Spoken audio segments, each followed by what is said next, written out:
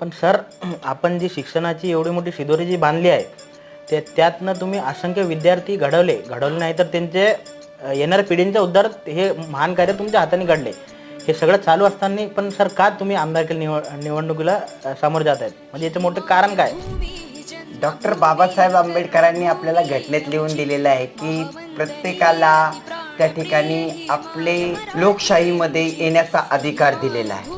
दुसरी गोष्ट, शिक्षण क्षेत्रामध्ये आता माझी टीम पूर्णपणे काम करते आहे आणि या टीमला आता मला वाटतं की माझ्या फक्त आणि फक्त पाठिंब्याची गरज आहे. त्या लेवलला ती बसली आहेत की आता मी शिकवलेल्या प्रत्येक पॉईंटवरती निकाल काढण्यावरती ती काम करत आहेत.